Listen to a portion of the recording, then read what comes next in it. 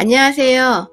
저는 8개월 전에 출산을 해서 예뻐 죽겠는 아들 하나를 키우고 있는 젊은 엄마입니다.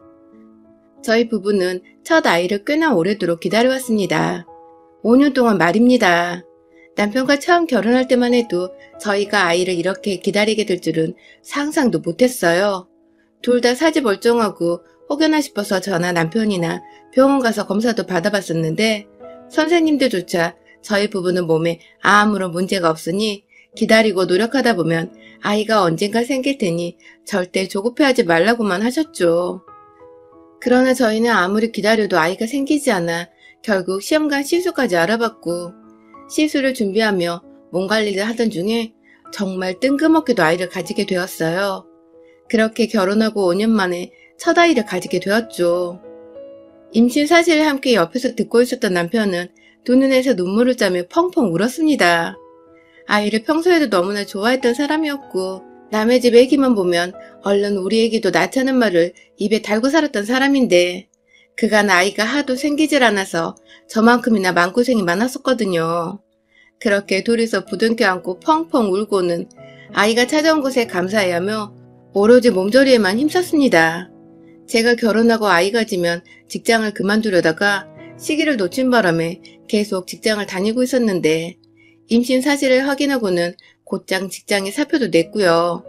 겨우 찾아온 아이를 잃는 일이 없도록 온전히 뱃속 아기만을 생각하며 먹고 입고 푹 잤습니다. 그 덕에 뱃속 아기도 별다른 문제 없이 아주 무럭무럭 자라났고요. 그런데 세상 아무 걱정 없이 찾아와준 아이만을 바라본 채 행복해할 것 같았던 저희 부부에게 다소 걸리적거리는 분이 계셨습니다. 바로 저희 시아버지셨죠. 시아버지는 결혼할 때부터 저와는 마찰이 좀 있으셨어요. 고집이 너무 드세시거든요. 제가 친구를 사귀더라도 자기 주장만 우기고 고집 부리는 사람은 정말 딱 질색이라서 거르고 보거든요. 실제로 학교 다니며 학교 CA 활동을 하러 친구들과 알아서 약속 장소로 찾아가야 한 적이 있었는데 한 친구가 하도 고집을 부리며 딴 길로 가는 게 맞다고 우기는 바람에 온 친구들이 그 친구 따라서 갔다가 잘못된 장소에 도착해서 원래 약속 장소에서 한참이나 지각을 한 적이 있었습니다. 벌점이 깎인 것은 물론이고 핸드폰도 없던 저희한테 걱정했다고 막 화내시는 선생님 모습에 진짜 여기저기 우기고 화내고 고집 부리는 사람 목소리에 된통 진절머리로 느꼈었어요. 어린 나이에 그 상황이 꽤나 트라우마처럼 남았는지 그 후로도 비스무리한 성격을 가진 드센 사람들을 보면 자연스레 먼저 피하곤 했는데요. 아니 근데 결혼하고 나니 저희 시아버지가 딱 그런 사람이더라고요. 평생을 피해온 유형인데 결혼이라는 발목에 잡혀서는 시아버지를 또 한평생 마주보고 살아야 하는 운명이었던 것이죠. 시아버지는 결혼하기 전까지만 해도 그저 말없고 과묵한 사람처럼 보이셨습니다. 사투리를 쓰시는 바람에 어쩌다 가끔 얘기를 하셔도 제가 알아듣지 못하는 까닭에 그냥 웃고 어색하게 넘기느라 애초에 서로 대화가 길게 이어질 수가 없었죠. 그래서 잘 몰랐었는데 결혼을 하고 나니 시아버지는 이제 제가 진짜 가족이라는 생각을 하셨는지 전보다 훨 편한 자세로 절 대하셨어요. 그 과정에서 본인의 성격을 만연히 드러내시고야 말았고요. 어찌나 고집이 세고 아는 것도 없는데 우기기만 하시는지 자식 부부의 일상에까지 관여를 하며 자기 뜻대로 살길 바라시는데 정말 제가 결혼하고 2달도 안 되어 시아버지께 뵙기를 들어버렸다니까요. 전세로 살고 있던 신혼집이 계약이 만기가 되어 저희 예산에 맞는 새 전셋집을 구했는데 거기 터가 너무 안 좋다면서 애초에 저희가 모은 돈으로는 절대 갈 수도 없는 동네로 이사를 가라며 그렇게 닥달을 하시는 겁니다. 돈이라도 한 푼 쥐어주면서 이사를 가라고 하면 제가 곧말을 안 할 텐데요. 저희 아버님은 돈 한 푼 도움 주신 것도 없으시면서 어디 점집 가서 듣고 온 소리에만 의지하고선 바락바락 이사를 반대하시는 바람에 저희는 하는 수 없이 그 전셋집을 무르고 좋다는 동네의 언저리에 위치한 아주 좁아터진 전셋집으로 이사를 가게 되었습니다. 예산 때문에 똑같은 가격인데도 평수는 무려 10평이나 좁았죠. 처음에는 이게 다 시아버지 때문에 터무니없게 좁은 집으로 이사 온 거라며 강단 없이 휘둘린 저와 남편의 성격을 탓했습니다. 그러다가 좋은 일들이 곧 생기겠거니 하며 집 문제는 잊고 잘 살려고 했는데 아이가 하도 생기질 않으니 제 입장에서는 이게 나 아버님이 말씀하신 터가 좋다는 곳으로 이사를 오면 뭐하냐고. 심지어 터가 좋은 곳이란 것도 다 거짓말이나 잘못하고 있는 게 아니냐며 뒤늦게 또 시아버지께 엄청난 원망을 쏟아냈죠. 그러고서 한동안 애가 안 들어서 신경이 예민해져 있다 보니 자연스레 시아버지도 안 보고 지냈는데 시아버지가 제 발로 저희 집을 찾아오시기도 하셨어요. 와서는 또 서로의 기분을 맞춰주며 기분 좋게 지내다가 가는 게 아니라 속으로 아주 들었다 놨다 하면서 천부를 일으키고 떠나곤 하셨죠. 대뜸 집에 오셔서는 가구 배치가 잘못되었다며 냉장고는 동쪽으로 놔둬야 하고 그 옆에 조그만 오븐은 북쪽에 설치하라면서 막 제멋대로 냉장고를 빼내려고 하시는 겁니다. 밑에 먼지도 가득이고 그 무거운 걸 노인 혼자서 빼내겠다고 난리를 피우시니 저희도 가만히 있을 수가 없어서 긋고 말리다가 결국 옆으로 5cm 정도 빼낼 때까지만 도와드리는 척을 했죠.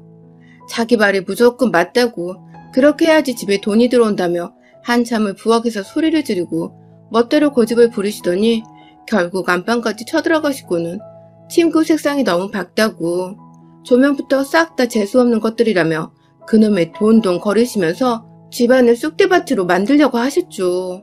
뭐가 마음에 안 들면 어디 가서 새로운 침구나 조명이라도 직접 사오시고 말씀하시던가.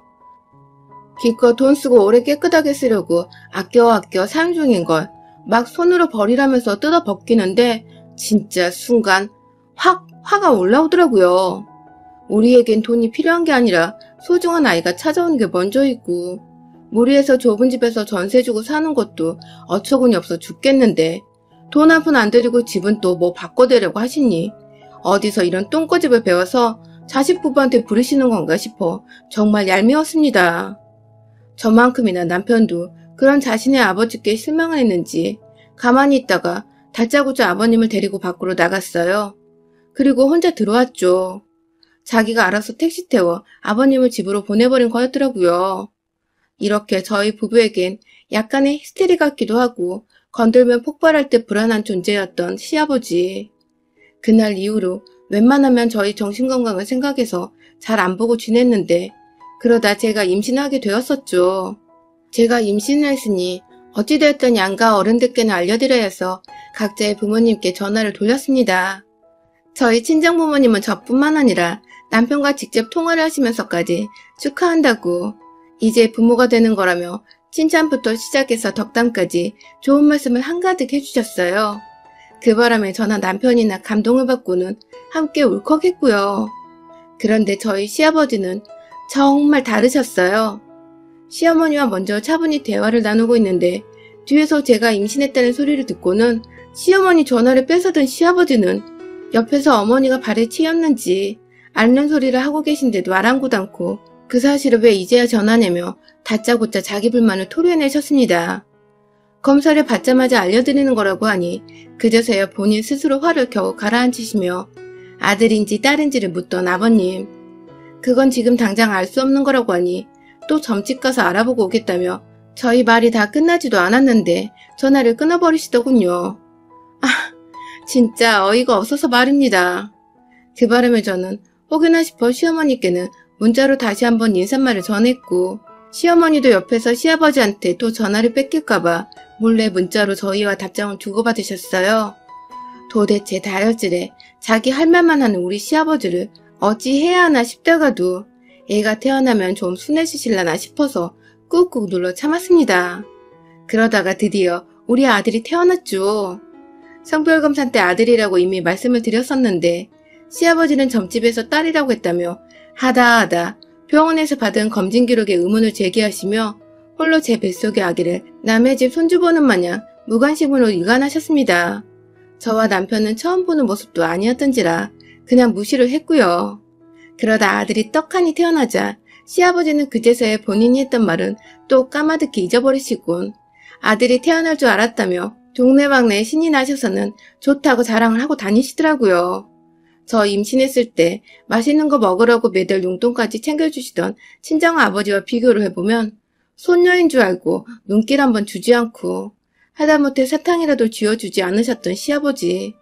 참 보잘것없고 인정머리 없어 보였죠.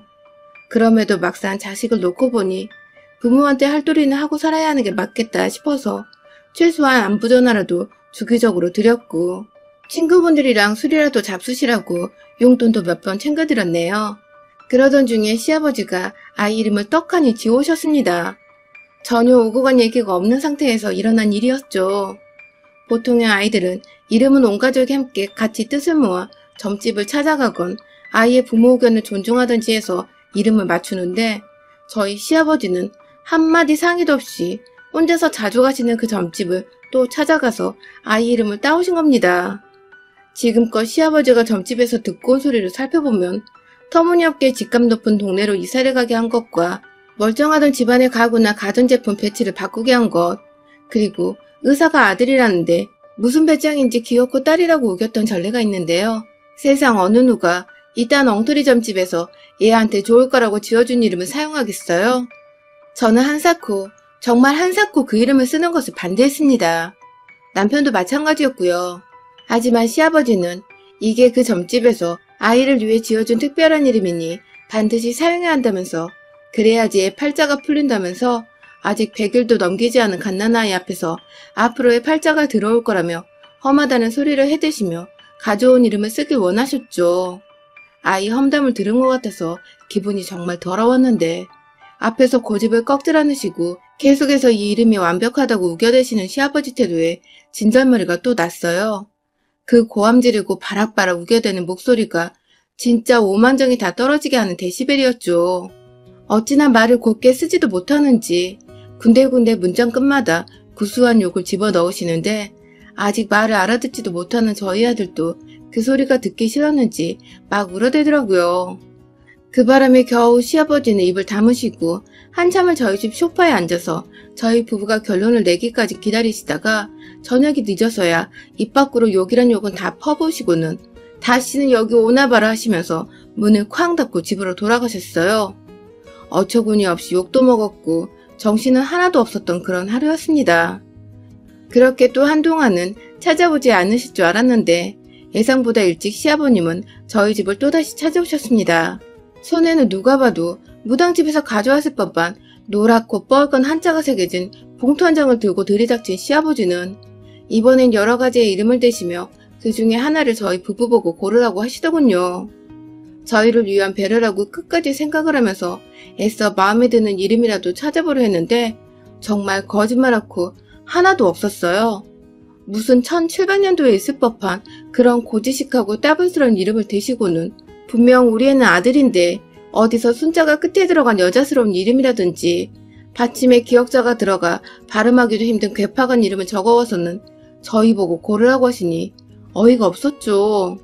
이름은 좀 시간을 가지고 저희가 알아서 후보를 잘 고른 후에 다 같이 상의하러 연락을 드리겠다고 말씀을 여러 차례 드렸는데도 끝까지 포기하지 않고 본인 할 말만 하시던 시아버지는 결국 또 자기 말을 일방적으로 듣지 않는다며 급기야 본인이 돈 주고 받아왔을 그 종이를 확 자기분의 못 이겨 찢어버리고 마셨습니다. 그 과정에 고성은 자연스레 오갔고 겨우 재웠던 아들이 깨면서 집안은 내 울음소리에 늙은이 고집 부리는 소리까지 아주 난장판이 되고야 말았죠. 제가 그 당시 애가 하도 새벽 내내 잠을 자지 않아서 하루 중 잠들어 있는 시간이 고작 2시간 정도밖에 안 됐을 정도로 뜬 눈으로 지새우며 살고 있었는데 어처구니 없게 갓난아기 있는 집으로 찾아와서는 애를 울리고 제 성질까지 긁어대시는 시아버지를 보니 정말 열이 무지하게 받더라고요. 옆에서 남편이 절 말리면서 어떻게든 진정을 시키려고 하는데도 말은 귓등으로 안 듣고 본인 할 말만 급하게 하시느라 결국 끝에는 숨까지 차다 하시던 시아버지 모습이 진짜 찌질하고 못나 보였어요. 어떤 말로도 그 모습이 설명이 안 되던 그때 결국 시아버지는 본인 멋대로 제 자식 이름을 지으시고는 그 이름대로 아이를 부르기 시작하셨어요. 멋대로 여자애 같은 이름을 부르시고는 애가 좋아하는 것 같다며 막 아이를 향해 웃어 보이시던 시아버지는 그렇게 그 다음날에도 또 그 다음날에도 저희 집에 찾아오셔서는 출근한 남편이 없는 집안에서 제 아이를 향해 자기가 정한 이름을 부르시면서 저를 살살 약올리셨습니다.